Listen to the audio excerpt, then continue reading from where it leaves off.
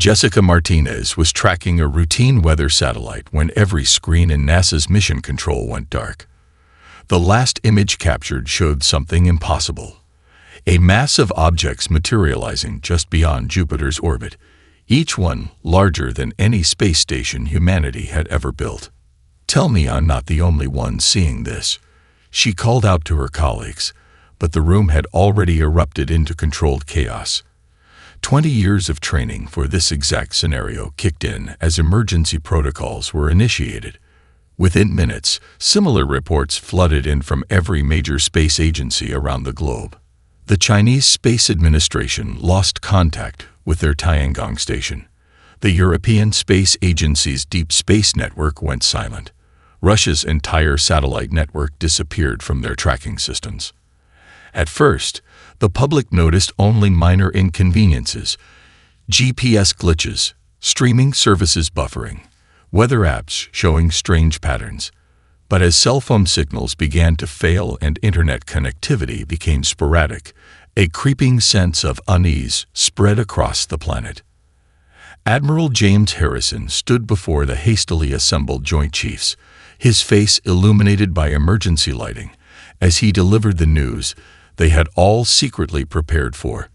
"Ladies and gentlemen, First Contact Protocol Alpha is now in effect. They're here." The objects, now clearly visible through Earth's most powerful telescopes, were moving with impossible precision. Their formation resembled a giant arrow, pointed directly at Earth. The leading vessel alone was large enough to cast a shadow on Jupiter's great red spot. The first message came exactly 6 hours after their appearance. It overrode every broadcast frequency, every digital display, every electronic billboard from Times Square to Tokyo. The aliens called themselves the Zarkathi Federation, and their message was crystal clear. "Primitive species of Sol 3, your world has been chosen for integration into the Zarkathi Federation. Our scans indicate a Level 2 civilization, barely capable of basic spaceflight. Your resistance would be both futile and amusing. Submit to our authority, and your species may be permitted to serve. Resist, and we will demonstrate why 10,000 worlds kneel before us." In the United Nations Security Council chamber, emergency lights cast long shadows as representatives from every nation gathered. The room was silent save for the soft hum of backup generators and the occasional whisper. They had 45 minutes to draft Earth's official response. The Chinese ambassador spoke first. "We should show strength through unity." The Russian representative nodded in agreement, a sight that would have been shocking just days ago. The American Secretary of State stood, her voice steady, despite the weight of the moment. "We've prepared for this. We all know what must be done." The vote was unanimous, the first time in UN history that every member nation agreed without debate. Earth's response would be brief, clear, and final. As the message was being prepared, Admiral Harrison received a classified call from deep within Mount Cheyenne. The voice on the other end was calm, almost amused. "Everything is proceeding according to plan, sir. The stage is set." At exactly 300 UTC, Earth broadcast its response to the Zarkathi fleet. No pleasantries, no diplomacy, no sign of fear. Just 6 words that would echo through history. "Leave. This is your only warning." The Zarkathi's immediate response was to launch a small probe toward Earth. Their sensors had detected nothing but primitive satellites, basic rocket technology, and the expected signs of a fossil fuel-dependent civilization. High Admiral Vexthor's voice boomed across all frequencies once more, this time with unmistakable amusement. Little did they know that deep beneath the Pacific Ocean, inside the hollow core of Mount Everest, and within the seemingly abandoned mines of the Australian outback, humanity's real technology was stirring to life. The greatest deception in human history was about to enter its final phase. High Admiral Vexthor's laughter echoed through every speaker on Earth, a sound that made children cover their ears and dogs howl in response. The alien commander's holographic image materialized above major cities, his seven-eyed face twisted in what might have been amusement. "Your defiance is noted, humans." His voice resonated through the global broadcasting system. "Allow me to share with you the fate of those who chose similar paths." The skies above Earth transformed into a theater of horror. Massive holograms displayed the systematic destruction of worlds more advanced than Earth appeared to be. The crystalline spires of Proxima B crumbling under Zarkathi weapons. The gas mining platforms of the Centauri system exploding in silent, beautiful devastation. The orbital rings of Tav Ceti's most advanced civilization falling like broken halos into their atmosphere. In Times Square, people stood frozen, watching their possible future play out above them. A young boy tugged at his mother's sleeve, pointing at the destruction with tears in his eyes. "Are we next, Mom?" But in a secure bunker beneath the Nevada desert, Colonel Amanda Blackwood watched the display with a different kind of interest. She turned to her team of analysts, record everything. Every weapon signature, every attack pattern, every tactical decision. Her eyes gleamed in the light of the holographic carnage. "They're giving us exactly what we need." The Zarkathi fleet began to move, their massive ships rearranging themselves into what military analysts recognized as an attack formation. Each vessel was a city in space, housing millions of the conquerors who had subjugated 1,000 worlds. "You have 48 hours, High Admiral Vex Thor announced. 48 hours to contemplate the futility of resistance. Look upon our works, primitive ones, and accept your place in our empire. When the deadline expires, we will either accept your surrender, or your world will join our gallery of conquest." In the Pentagon's war room, generals watched as their instruments detected energy readings that defied their supposed capabilities. Their smallest support ship could vaporize all of North America, one admiral whispered, playing his part perfectly. But deep within a hidden chamber beneath Mount Rushmore, Colonel Blackwood met with a select group of world leaders. The room was secured against any possible surveillance, its walls lined with technology that would make the Zarkathi's most advanced sensors look like children's toys. "The deception is holding," she reported, bringing up a hologram of her own, one that showed the true state of Earth's defenses. "They're completely convinced by our primitive technology facade. Every time they scan us, they see exactly what we want them to see." The President of the United States leaned forward, her face illuminated by the soft blue light of the hologram. "And the quantum web?" 98% complete, Blackwood replied. "The last nodes will be in position when they make their move. Everything we've planned for the last century is ready." Outside, the world seemed to descend into panic. Stock markets crashed, religions proclaimed the end times, and doomsday preppers emerged from their bunkers feeling vindicated. But those who knew the truth saw something different in the chaos, a perfect smokescreen for humanity's final preparations. As the first 24 hours ticked away, High Admiral Vex Thor received reports from his scout probes. They showed exactly what he expected. Primitive nuclear weapons being armed, outdated fighter jets taking to the skies, and antiquated space stations being evacuated. The humans were behaving exactly like every other Level 2 civilization they conquered. But in the depths of the Marianas Trench, in the heart of the Sahara Desert, and beneath the ice of Antarctica, humanity's real power stirred. The greatest game of pretend in human history was about to pay off, and the Zarkathi had no idea. They were the ones being played. The emergency alert system blared through the streets of New York City, its familiar tone now carrying a weight it had never known before. Chaos erupted as people rushed to stores, fighting over the last bottles of water and canned goods. A perfect picture of panic, exactly as planned.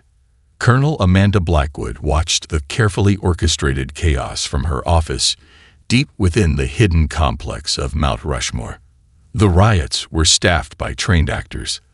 the looting carefully staged, and the panic precisely calculated to convince the Zarkethi that humanity was falling apart.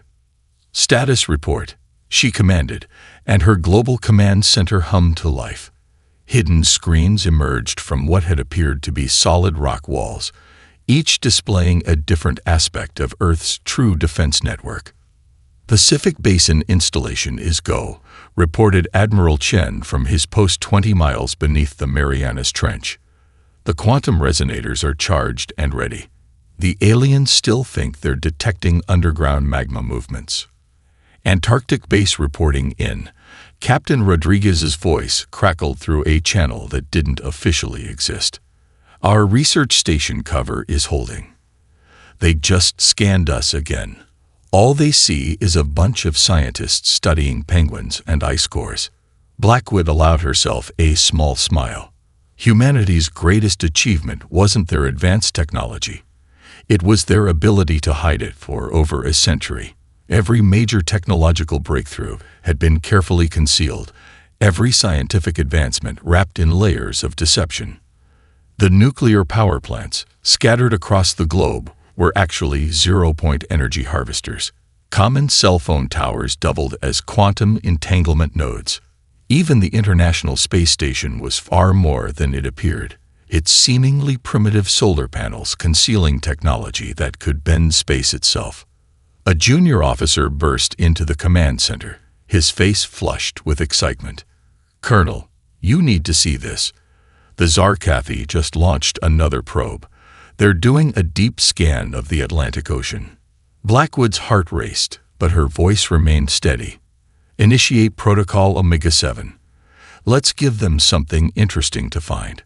Across the Atlantic, carefully placed decoy installations began broadcasting exactly the kind of energy signatures a primitive civilization would try to hide. Underground bunkers filled with outdated nuclear missiles, secret submarine bases housing what the aliens would consider quaint underwater vessels, all smoke and mirrors, all part of the show. In orbit, the Zarkethi fleet continued their intimidation display. Their massive ships cast shadows on the moon, their energy weapons casually vaporizing small asteroids in demonstrations of power. High Admiral Vexthor had ordered these displays, confident they would break the human spirit. But in a facility deep beneath the Sahara Desert, Dr. James Morrison was making final adjustments to the real heart of Earth's defense. "The dimensional pocket is stable," he reported to Blackwood. "When they make their move, they'll have no idea what hit them." The colonel nodded, remembering the day she'd been recruited into this program. She'd been young then, skeptical that humanity could pull off a deception of this scale. But generations of planners had thought of everything. They'd even seeded conspiracy theories about advanced technology to hide it in plain sight. After all, who would believe the crazy stories about secret space programs and hidden tech? 26 hours until their deadline, her AI assistant reminded her, its voice coming from what appeared to be an ordinary coffee maker. Blackwood watched the massive alien fleet through her real-time quantum feed. They were so confident, so certain of their superiority. They had no idea that every scan they made, every probe they sent, every bit of intelligence they gathered was exactly what humanity wanted them to see. "Showtime soon," she whispered, as reports continued to flow in from hidden bases across the planet. "Let's hope they enjoy the final act." Colonel Blackwood stood in what appeared to be an ordinary traffic control center in downtown Chicago. Screens showed normal traffic patterns, congested highways, and the usual flow of a city in crisis. A Zarkethi scout ship passed overhead, its sensors sweeping the building and finding nothing of interest. The moment the alien ship moved out of range, the room transformed. The traffic cameras on screen revealed their true nature, each one a node in a vast quantum scanning network that could track every alien vessel's weakness in real time. Remarkable how they never questioned why a primitive species would have so many traffic cameras, Lieutenant Parker commented, his fingers dancing across what had appeared to be a simple traffic light control panel. but was actually an advanced targeting system. Blackwood smiled. The best place to hide is in plain sight. They're so convinced of our inferiority that they don't even consider we might be playing them. A holographic display emerged from her seemingly ordinary coffee cup, showing the positions of every Zarkathi ship in the solar system. Their fleet had grown to over 3,000 vessels, each one positioned according to their standard conquest protocol. They were following their playbook perfectly, exactly as Earth had predicted they would. Status report from the moon base. An analyst called out. The Chinese mining operation just got scanned again. They're still buying our cover story about helium-3 extraction. The truth was far more interesting. The lunar surface was honeycombed with quantum processors capable of computing battle strategies faster than the speed of light. The primitive mining equipment on the surface was just for show. Blackwood's comm unit, disguised as a 20-year-old smartphone, chimed with an encrypted message. Colonel, the International Space Station just initiated Protocol 7. She watched through real-time quantum imaging as the ISS, humanity's supposedly primitive orbital platform, began its own transformation. Beneath its weathered exterior, molecular assemblers began constructing the final components of Earth's defense grid. Ma'am, a young technician called out, you need to see this. The Zarkathi are beginning their final positioning. They're moving exactly as the simulations predicted. On the main screen, the alien fleet was arranging itself into an attack formation that their species had used to destroy thousands of worlds. Their ships formed a massive net around Earth, designed to prevent any escape and ensure total planetary submission. They're so proud of their formation, Blackwood mused, that they never considered we've had centuries to study it and design the perfect counter. A series of alerts flashed across her neural interface. Disguised as an ordinary fitness tracker, the quantum web was nearly complete. Every satellite in Earth's orbit, every undersea cable, every power station was ready to reveal its true nature. She walked to the window, looking out at the Chicago skyline. The Zarkathi ships were visible now, their massive hulls reflecting sunlight as they moved into position. Citizens pointed and took pictures with their phones, playing their parts perfectly in humanity's greatest performance. Colonel, Admiral Harrison's voice came through her secure channel. The President just gave the final authorization. We're moving to Stage 4. Blackwood felt a shiver of anticipation. Stage 4 was what they'd been building toward for over a century. Every deception, every hidden advancement, every carefully orchestrated display of weakness had led to this moment. Confirm High Admiral Vexthor's position, she ordered, her voice steady, despite the historical weight of the moment. He's exactly where we want him, ma'am. His flagship is positioned at the focal point of our quantum web. He still thinks he's about to give a speech announcing our final chance to surrender. Blackwood checked the time. 20 hours until the deadline. 20 hours until the greatest military deception in human history would reach its climax. Well then, she said, looking up at the alien ships, let's make sure everything's ready for the final act. After all, it would be rude to keep our guests waiting. High Admiral Vexthor paced the bridge of his flagship, his 7 eyes narrowing as he studied the holographic display of Earth. Something wasn't right. He'd overseen the conquest of hundreds of worlds, and none had ever remained this calm in their final hours. Run the scans again, he ordered his science officer. There must be something we're missing. Below on Earth, Colonel Blackwood received real-time updates of the alien leader's growing paranoia through quantum surveillance systems disguised as weather satellites. He's starting to suspect, she informed the Joint Chiefs. But it's too late for them to change course now. The Global Defense Network showed 18 hours until the deadline. Around the world, humanity's final preparations were hidden behind a masterful performance of normalcy. In New York, people still crowded Times Square, taking selfies with the alien ships in the background. In Tokyo, the trains ran on schedule. In London, pubs remained open, serving end-of-the-world-themed drinks. Status report, Blackwood commanded, her voice echoing through the real command center hidden inside Mount Rushmore. Quantum Web is at 99.8% coverage, Lieutenant Parker reported. The last few nodes are disguising themselves as space debris. The Zarkathi are actually helping us by moving them into position with their own movement through the system. On the alien flagship, Vexthor's unease grew. "Show me their military responses again," he demanded.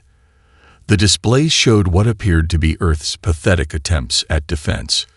Nuclear missiles being armed, fighter jets on high alert, naval vessels moving into defensive positions. "Perhaps they've accepted their fate," his second-in-command suggested. "Many species break in these final hours." But Vexthor had conquered too many worlds to accept that easy answer. "No, there's something about these humans. Why did they warn us? Why aren't their leaders begging for mercy like all the others?"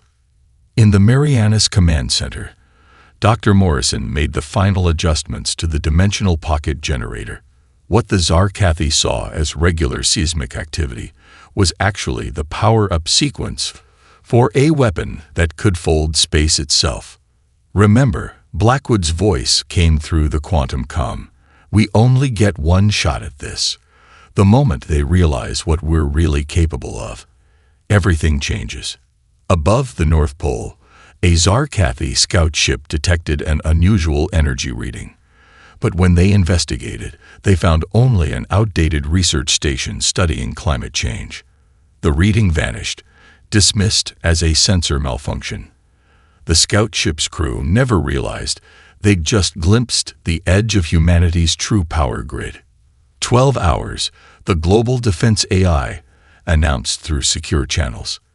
The message was received by operators hidden in plain sight. A barista in Seattle, a traffic cop in Cairo, a street sweeper in Mumbai, each one a highly trained officer in Earth's real military. High Admiral Vexthor made his final decision. "Begin the attack preparation sequence," he commanded, but quietly. "Let's see how they react when we move before their deadline." The massive alien fleet began to shift, their formation tightening like a noose around Earth. In their arrogance, they never questioned why their ships moved so easily through Earth's orbital space, why there was so little satellite debris to navigate around. Colonel Blackwood watched the enemy's movement on her quantum display. "They're taking the bait," she announced to the global command. "All units, prepare for Protocol Omega. This is not a drill." Around the world, hidden beneath the facade of a primitive civilization, the most advanced military force humanity had ever created made ready for its reveal. In homes and offices, on streets and in parks, billions of humans continued their normal lives, creating the perfect backdrop for the greatest military deception in history. "Almost time," Blackwood whispered, her eyes fixed on the countdown display. "Let's show them why you should always take Earth's warnings seriously." The first shots from the Zarkathi fleet lit up Earth's atmosphere like silent lightning. High Admiral Vexthor had decided to strike 4 hours before the official deadline, a tactic that had broken the will of countless civilizations before. "Maximum impact to minimal infrastructure," he commanded. "Let them see their defenses crumble before we destroy their cities. Show them the futility of." His orders were cut short by something impossible. The weapons fire, designed to obliterate Earth's primitive satellite network, simply vanished. In the Mount Rushmore Command Center, Colonel Blackwood's voice rang out clear and sharp. "Initiate quantum shield grid. Let's show our friends what Earth's weather satellites can really do." Across the planet's orbit, thousands of seemingly obsolete satellites transformed. Their weather monitoring panels retracted, revealing crystalline structures that had been hidden in plain sight for decades. Each one activated, creating a web of pure energy that caught the alien weapons fire like a spider's web catching dewdrops. Impossible, Vex Thor's science officer screamed. Their technology level, the scans showed. The scans showed exactly what we wanted them to see. Blackwood's voice boomed through every communication channel in the Zarkathi fleet. Did you really think we wouldn't be ready for you? On Earth, the performance of panic and primitiveness ended in an instant. Traffic cameras transformed into defense turrets. Power plants shed their disguises, revealing quantum energy cores that had been running for generations. Even the International Space Station changed, its simple solar panels unfolding into a complex array of weapons that Earth's conquerors had never seen before. All units, execute Protocol Thunderstrike, Blackwood commanded. Across the globe, humanity's real military emerged. The street sweeper in Mumbai activated his quantum phase armor. The barista in Seattle triggered her battle station's rise from beneath the coffee shop. The traffic cop in Cairo revealed his position as commander of Africa's orbital defense grid. High Admiral Vex Thor watched in horror as his scans finally showed the truth. Every piece of Earth's primitive technology was transforming, revealing layers of advanced science that his species had never even theorized possible. Full attack, he screamed, panic evident in his voice. Launch everything. Don't let them. The quantum web activated before he could finish the order. Every satellite, every hidden node, every disguised sensor created a network of energy that made the northern lights look like a child's sparkler. In the Marianas Command Center, Dr. Morrison's fingers flew across his control panel. Dimensional pocket is ready. Colonel, the stage is set. Colonel Blackwood stood in the center of her command room, watching as a century of planning finally came to fruition. Send our message, Lieutenant Parker. Let's make sure they remember why Earth warned them only once. Across every channel, every frequency, every method of communication, the Zarkathi possessed, Earth's true voice was finally heard. We warned you to leave. We gave you one chance. Now let us show you why 10,000 worlds should have asked us for protection instead of accepting your conquest. The quantum web tightened, its energy patterns shifting in ways that defied the aliens' understanding of physics. Their mighty fleet, the conquerors of 1,000 worlds, found themselves trapped in a web of humanity's making. As the trap began to close, Colonel Blackwood allowed herself a small smile. You know, she said to her staff, I almost wish they had listened to our warning. Almost. Above Earth, the greatest fleet the galaxy had ever known was about to learn why humanity had spent a century pretending to be less than they were. The real show was just beginning. Space itself seemed to bend around the Zarkathi fleet. Their sensors screamed warnings about dimensional anomalies that shouldn't have been possible, energy readings that defied their understanding of physics. The mighty armada that had conquered 1,000 worlds found itself trapped in a web of light and mathematics. What are these readings? High Admiral Vex Thor demanded, his 7 eyes wide with terror as he watched his fleet's most powerful weapons dissolve into quantum particles before they could even leave their ships. In the Mount Rushmore Command Center, Colonel Blackwood's voice was steady as she gave the order that would be remembered for centuries. Execute final phase. Show them what humanity can really do. The quantum web surrounding Earth pulsed with colors that human eyes had never been meant to see. Every hidden satellite, every disguised defense platform, every cloaked weapon system activated in perfect synchronization. The power output was so massive that Aurora Borealis appeared over the entire planet, a curtain of light that danced to the rhythm of humanity's true strength. Ma'am, Lieutenant Parker called out, the dimensional pocket is ready. Dr. Morrison reports 100% stability. High above Earth, the Zarkathi fleet's attempts at resistance grew desperate. Their ships fired salvos of planet-killing weapons, only to watch as Earth's defense grid absorbed the energy and redirected it into the growing dimensional anomaly. You don't understand. Vex Thor broadcasted on all frequencies, his voice trembling. We've conquered species far more advanced than you appeared to be. How did you hide this? How did you deceive our scans? Colonel Blackwood's response was broadcast through every ship in the alien fleet. We've had centuries to prepare, Admiral. Every time you conquered a world, we studied your tactics. Every time you destroyed a civilization, we learned your weaknesses. We hid our true nature because we knew you would come eventually, and we wanted you to come exactly as you did. The space around the alien fleet began to twist in impossible ways.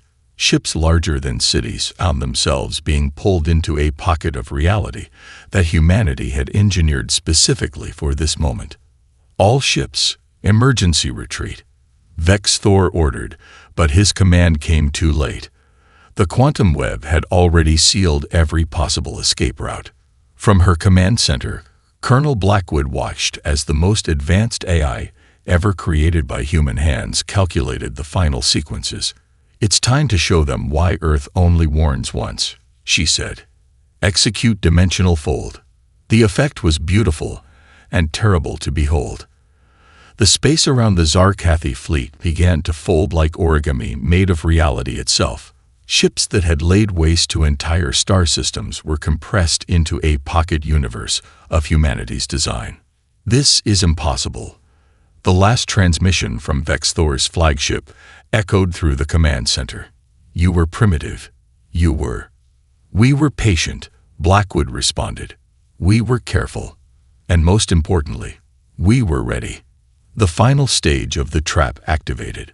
Every hidden quantum processor, every concealed energy core, every masked power station on Earth channeled their output into the dimensional pocket. The Zarkathi fleet, pride of an empire that had terrorized the galaxy, found itself sealed away in a prison between dimensions. Lieutenant Parker's voice was filled with awe as he reported, "Transfer complete, Colonel. 3,217 ships, all secured in the pocket dimension. 0 casualties on either side." Colonel Blackwood nodded, her eyes fixed on the screen showing normal space returning to calm. Where the mighty invasion fleet had been, only the soft glow of Earth's defense grid remained, once again masked as simple communication satellites. "Send the signal," she ordered. "It's time to let the galaxy know who we really are." 3 days after the Zarkathi fleet vanished, the galaxy received a transmission unlike any before. It began broadcasting simultaneously from every human communication device, using technology that made the Zarkathi's best systems look like children's toys. Colonel Amanda Blackwood stood before a simple podium in the United Nations General Assembly, her image being projected to thousands of worlds across known space. The room was packed with representatives from Earth's nations, all united in this historic moment. "To all sentient species throughout the galaxy," she began, her voice calm and measured. "You know use as Earth, as humans, as the primitive species that just defeated the greatest military force the galaxy has ever known. Now it's time you learned who we really are."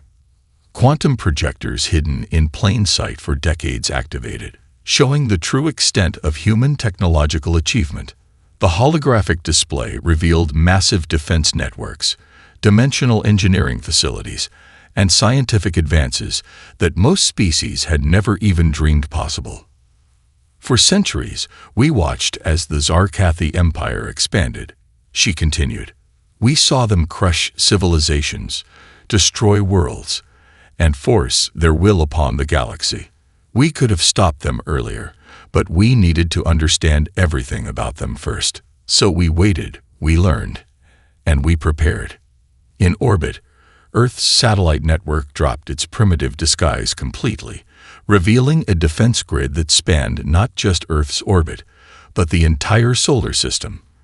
The technology on display made the most advanced known species look like they were playing with sticks and stones. "To those worlds still under Zarkathi control, you are now free. Their fleet is contained in a dimension of our making, where they will have time to reconsider their choices. To those worlds who have suffered under their rule, we offer our help in rebuilding. Lieutenant Parker approached with a secure tablet. The first responses are coming in, Colonel. 17 former Zarkathi worlds have already requested our protection. The Centauri Alliance is asking for diplomatic relations. Blackwood nodded and continued her address. But this message isn't just about the Zarkathi. It's about why we hid our true nature for so long. Humanity has achieved things that most species consider impossible, but we chose to appear weak for a reason. The holographic display shifted, showing Earth's hidden cities beneath the oceans, the advanced research facilities inside hollow mountains, the quantum computing networks that had been disguised as simple internet infrastructure. We believe that true strength lies not in conquest, but in protection. Not in domination, but in guidance. From this day forward, Earth stands ready to defend any species threatened by those who would follow in the Zarkathi's footsteps. Dr. Morrison's voice came through her neural link. Colonel, we're detecting hundreds of faster-than-light communications between alien worlds. They're all talking about us, about Earth. To those who would follow the path of the Zarkathi, Blackwood's voice hardened slightly. Remember this. Earth warns only once. We have the power to create pocket dimensions for your entire fleet. We have technology that your best scientists cannot even comprehend. And most importantly, we have the will to use it in defense of peace. The image zoomed out to show Earth in all its glory, now surrounded by its unveiled defense systems. The planet no longer needed to hide its true nature, its real power. The age of conquest is over, Blackwood declared. The age of protection begins. Earth stands ready to help those in need, to defend those who cannot defend themselves, and to ensure that no species ever again faces the threat of extinction at the hands of conquerors. As she finished speaking, thousands of worlds across the galaxy witnessed something they had never expected. A primitive world revealing itself to be the most advanced civilization known to exist. The message was clear. The galaxy had changed forever, and humanity was stepping out of the shadows to take its place as guardians of peace. In the depths of space, Earth's warning continued to echo. Warn once, act once, protect always.